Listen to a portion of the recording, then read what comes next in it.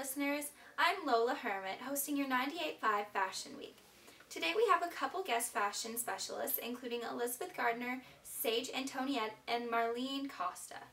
First, we will speak with Elizabeth, who will tell you how to dress your man for success. Now, many of you probably know who this is. She's designed many costumes for the new movie Phantom of the Opera, being released later this week. I will get further into movie details later, but for now, everyone, please listen, Elizabeth Gardner. So Elizabeth, now that men are all back from the war, what types of things are in style for them? Well, since they haven't bought new clothes for a while, a lot of them have gone back to wearing clothes from their teenage years because that's all they have in their closets. Although there are new styles coming into play now that's quite different from the former style of men. Like what? Well, men are getting a lot more relaxed with their day wear. I'm sure you girls have heard of knickerbockers or knickers. They are a baggy pant that ends below the knee but above the calves. They are usually worn with high socks, Norfolk or golf coats, and accessorized with shoes or boots. Really? Well, what about that sack suit? Oh yes, with a peach, blue-gray, or cedar-colored dress shirt, a silk tie with small geometrical patterns or diagonal stripes pinned on under a gray suit with a bowler hat. It's still a good day wear outfit. Swell! Now what about the evening wear? Well, not much has changed there. Tailcoats with a top hat, white shirts, and pleated yokes are still the appropriate evening wear, although tuxedos are surprisingly becoming more and more popular. And what about accessories?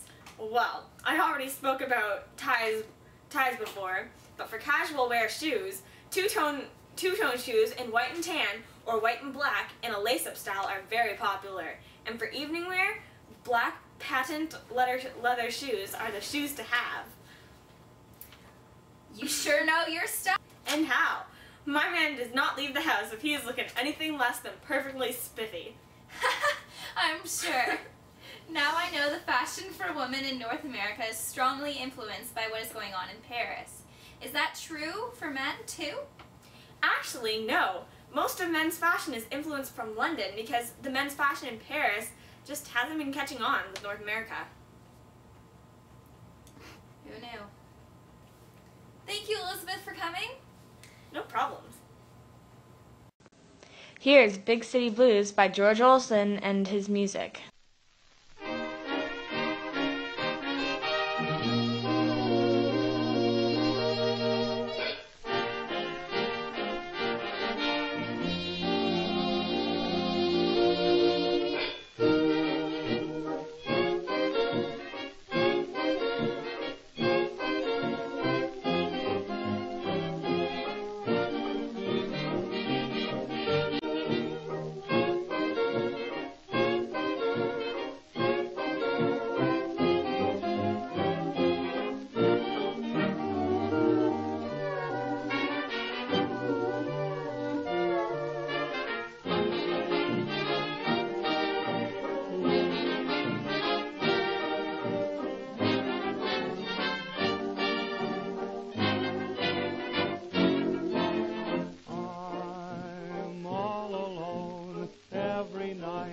How I moan and how I fight those big city blues. I walk for miles, place to place, but no one smiles to help me chase those big city blues.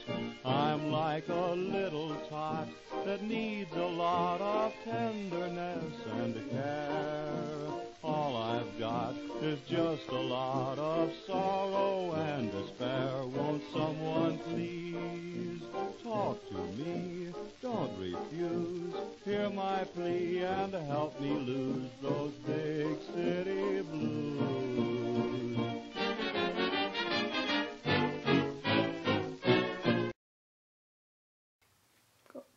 That was a spiffy song. Our next guest is editor-in-chief of Shape Magazine, Marlene. Tell us, what is new for fashion this season? Well, thank you for having me on this show. And I can tell you that a lot of things are pretty new for fashion. Before the war, women's clothing did not expose any skin except for the face.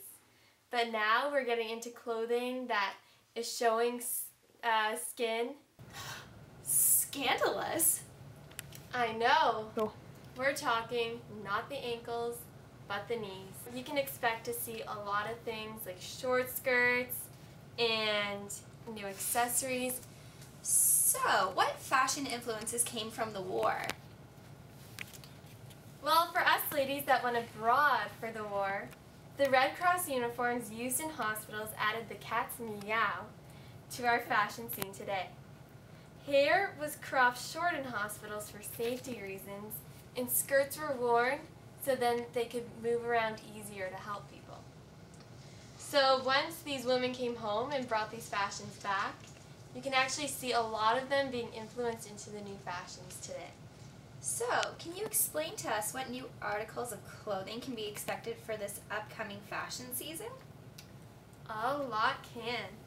This year's ladies can expect to see the La Garçon wear. So it sounds French because it came from Coco Chanel. And she was one of the first women to actually cut her hair short and wear trousers. The flapper is another huge trend. Flapper dresses are made for dancing and are decorated with a lot of fashion. They are made in a sleek sack-like fabric and can be short or go all the way down to the knees. The neckline of these dresses is pretty spiffy too. It can go down with the square neckline or a V neckline. There's also the Mary Jane shoes, and these shoes have a heel and they have straps around them too. So they're pretty new for fashion and they come in many different colors, so they can go with many different outfits. Alright, now that the fashions have been talked about, we can discuss the accessories that women have been wearing. So, Marlene, what hair and makeup tips can you give to women? Well, you're going to see now more the cropped bob hairstyle. That is going into fashion as we speak. Women are getting their hair cut up to their ear or even shorter in a more, doing it up with waves and curls. Or the women with more straight hair will do the bob with bangs. And the cloche hat is a cloth hat that you can see more of now, and it's accented with a bow or a flower, and it's worn really close to the hair, so you can wear that along with your short haircut. Makeup too, Maybelline is just released mascara. Ooh. And you should buy some to make your lashes nice and long. And a deep lash, sort of with like a black eyelashes, and mascara is really new in fashion now.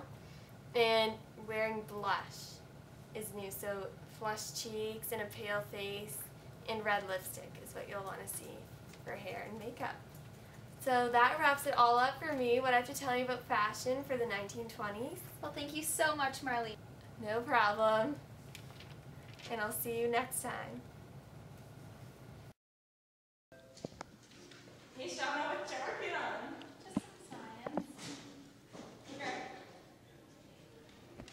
Ow, my finger!